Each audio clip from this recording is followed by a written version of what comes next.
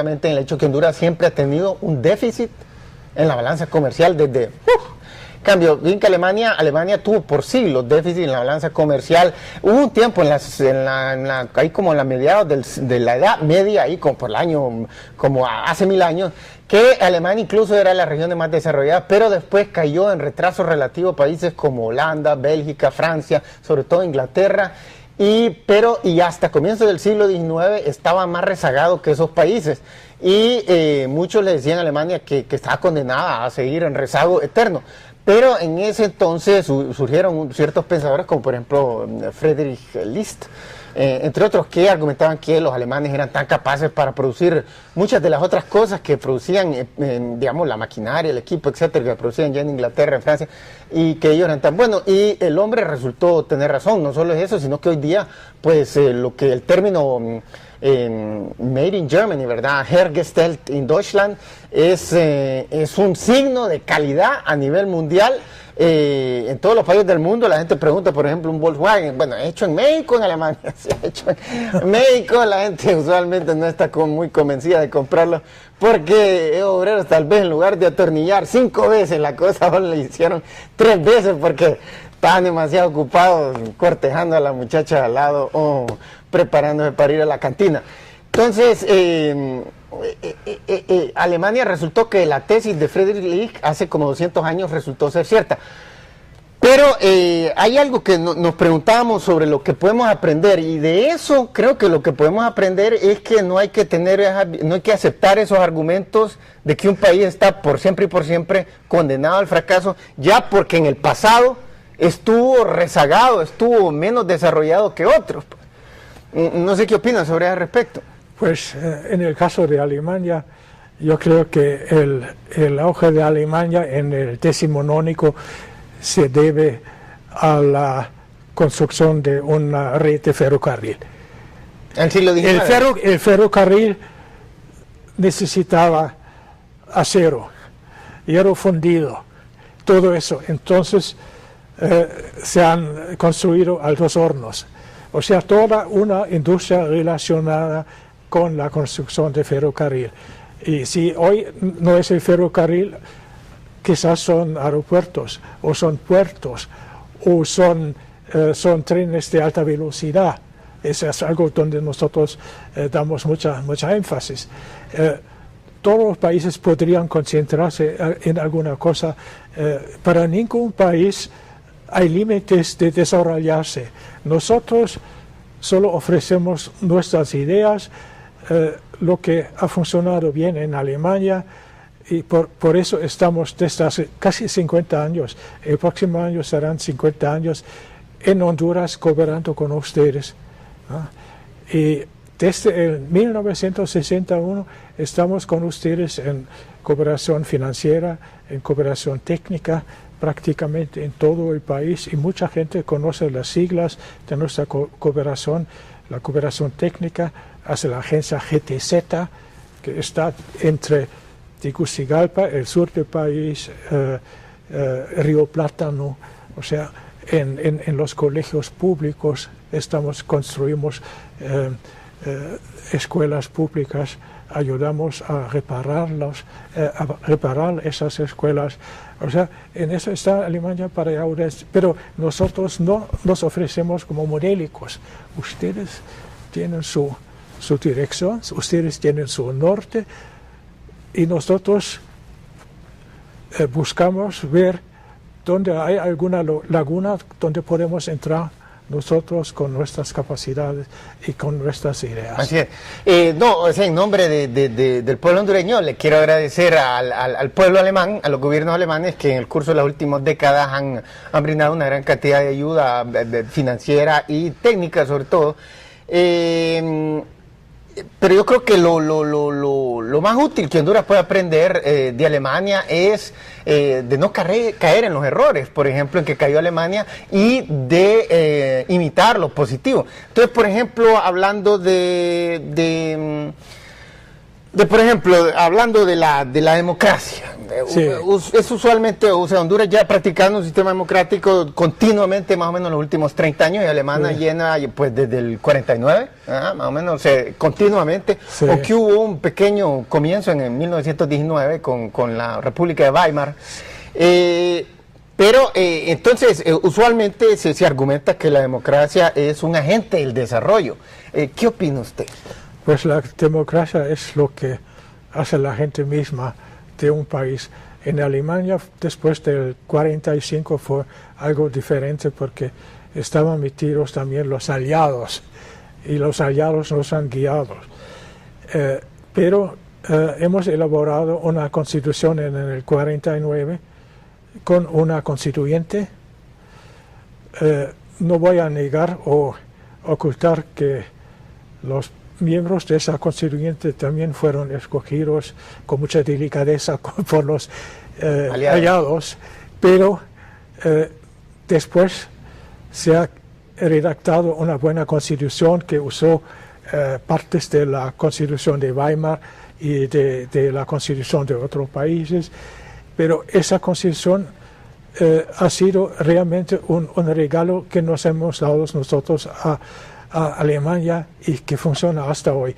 Hubo muchos cambios según las necesidades, o sea, en unos años entró la tecnología nuclear, entonces hubo que cambiar ciertos artículos. En el 45, 46 hubo la creación de un nuevo ejército, unas fuerzas armadas, entonces había que cambiar también ciertos artículos, sobre todo sobre... Pero hay algo que nos preocupa sobre la democracia. Sí. ¿No considera usted que la democracia representa un problema grave también para los países?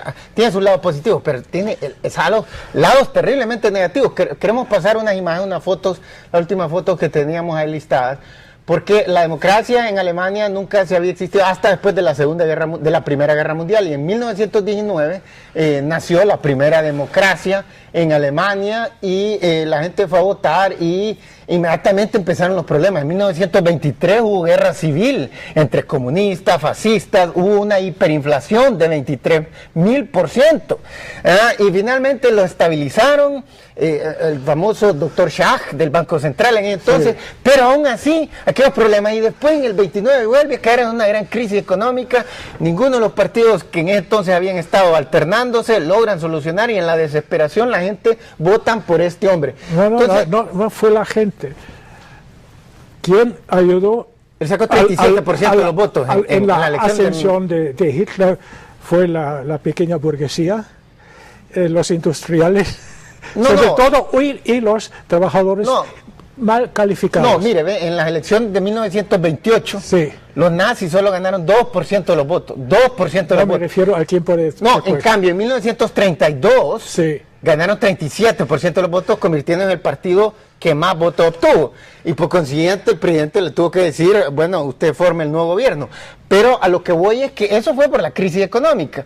Decir que en 1932 había 30% de desempleo y 1 millón de alemanes murió de hambre o de frío por la gran crisis económica. El punto es que los partidos tradicionales, sí, entonces, no eran tradicionales, acababan de nacer, pero ya lo que era la socialdemocracia y la democracia cristiana, sus predecesores, no pudieron solventar el problema. ¿Y cómo fracasaron en él? Entonces, Hitler, que era un oportunista, vio la oportunidad y la gente votó por él. El punto es que fue la democracia quien permitió que una persona que hoy día nuevos estudios muestran que él era esquizofrénico, ha llegado al poder. Este es un sistema que deja que cualquier retrasado mental, que cualquier ignorante llegue al poder. Un sistema que es demasiado libertino para el tipo de personas que puede ocupar un puesto tan importante como el poder. ¿No considera usted que un puesto tan importante como presidente o primer ministro? Por eso tenemos algunas cautelas en nuestra Constitución. Aquí todo lo que piden es saber leer y escribir, y en Alemania tampoco nos piden, pero tenemos que hacer una pausa comercial y después nos va a contestar sobre lo que usted opine sobre ese tema. Así que por favor no se vayan, que ya regresamos en unos minutos.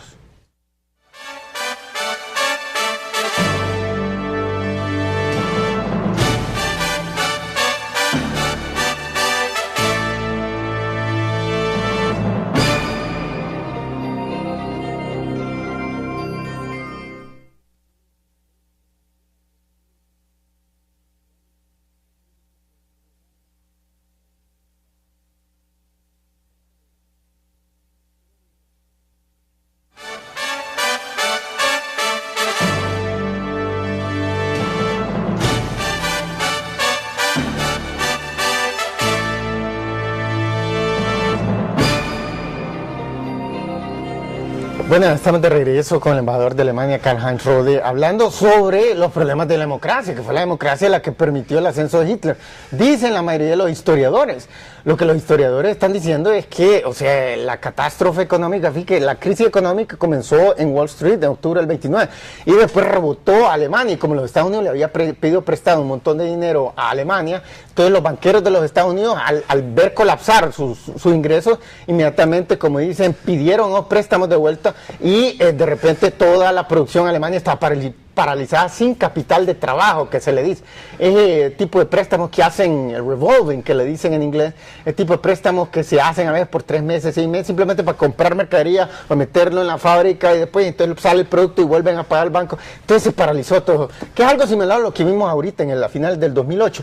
Pero lo que vamos es lo siguiente, la mayoría de los historiadores dicen eso, que el problema era que los alemanes no creían en Hitler, se burlaban. Por ejemplo, él cuando comenzó su movimiento en Múnich, en Bavaria, se burlaban y decían, ahí está el loco de Hitler hablando en la esquina, y como decimos aquí en Honduras, nadie le paraba bola, pero fue cuando la gran crisis. El problema es que antes de eso ya había habido una gran crisis, en el 23, en el 20 también. Por la gran inflación de 10.000%. Pero ese fue culpa de los políticos electos democráticamente en ese entonces. No, fue el efecto tardío de la manera como fue financiar la Primera Guerra. Pero para tener hiperinflación uno no necesita de una guerra, se necesita de incompetencia de un gobierno. Por ejemplo, aquí en Latinoamérica, a un montón de países en los 70, 80 y 90, Brasil, Argentina, Bolivia tuvieron tasas de inflación de 1.000 hasta 3.000% anual. Ahorita, hasta el 2008, Botswana, Zimbabue, con Robert Mugabe, 15 billón% de inflación.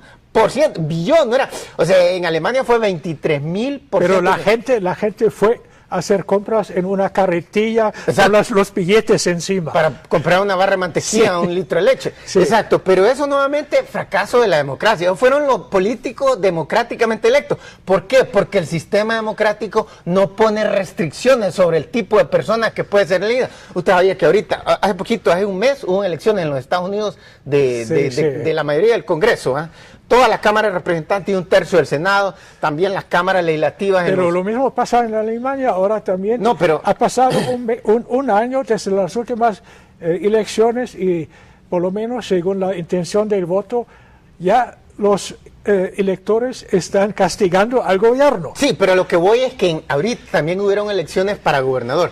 En el estado de Nueva York, que es uno de los estados más importantes de los Estados Unidos, en el estado de Nueva York, una de las candidatas era una dueña de un burdel, de un prostíbulo. Esa mujer estuvo 4 meses en la cárcel porque en Nueva York es prohibido la prostitución, no es como en Nevada, que es legal. Entonces estuvo en la cárcel por prostitución. Una de sus muchachas se acostó con el gobernador de Nueva York en ese momento, John Spitzer, que tuvo que dimitir de su puesto cuando la prensa sacó esas revelaciones. A lo que voy es que una mujer que se ha dedicado toda su vida a la prostitución, ella se estaba lanzando como gobernadora de Nueva York, que afortunadamente no salió electa. El punto es que ya hemos visto gente con unas capacidades mentales increíblemente pequeñas, incluso en los Estados Unidos. Recientemente acaba de salir hace 2 años una persona que todo el mundo se burlaba de su inteligencia porque era increíble. Y uno dice, este sistema todo el tiempo llega a que cualquier bruto llegue al poder. Es una cuestión de tiempo el momento en que llega otro Hitler en algún otro país. Yo creo que porque es demasiado libertino. ¿No considera usted que la democracia debería establecer restricciones? Por ejemplo, decir, solo gente que tenga una gran cantidad de estudios universitarios. De esa forma garanticemos que no llegue un loco. No, lo niego. No puede ser, porque una democracia vive de la representación. Y ¿cómo representar a un pueblo si solo están gente con una carrera académica? Si Made in Germany, ¿verdad? Hergestellt in Deutschland es un signo de calidad a nivel mundial. En todos los países del mundo la gente pregunta, por ejemplo, un Volkswagen, bueno, hecho en México, en Alemania, sí, hecho en México, la gente usualmente no está muy convencida de comprarlo, porque obreros tal vez en lugar de atornillar 5 veces la cosa, ahora le hicieron 3 veces porque estaban demasiado ocupados cortejando a la muchacha de al lado o preparando que esos países. Y muchos le decían a Alemania que estaba condenada a seguir en rezago eterno. Pero en ese entonces surgieron ciertos pensadores como por ejemplo Friedrich List, entre otros, que argumentaban que los alemanes eran tan capaces para producir muchas de las otras cosas que producían, digamos, la maquinaria, el equipo, etcétera, que producían ya en Inglaterra, en Francia, y que ellos eran tan buenos. Y el hombre resultó tener razón, no solo es eso, sino que hoy día, pues, lo que el término para ir a la cantina. Entonces, Alemania resultó que la tesis de Friedrich List hace como 200 años resultó ser cierta.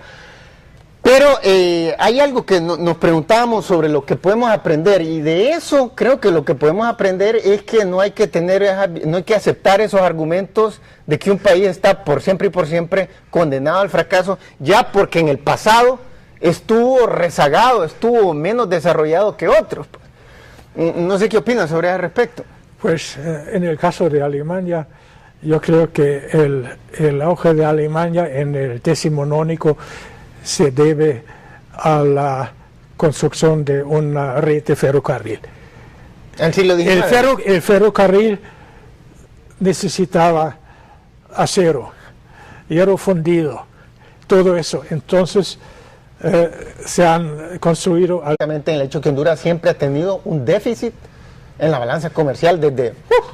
Cambio, bien que Alemania tuvo por siglos déficit en la balanza comercial. Hubo un tiempo ahí como en la mediados de la Edad Media, ahí como por el año, como hace 1000 años, que Alemania incluso era la región más desarrollada, pero después cayó en retraso relativo a países como Holanda, Bélgica, Francia, sobre todo Inglaterra, y hasta comienzos del siglo XIX estaba más rezagado.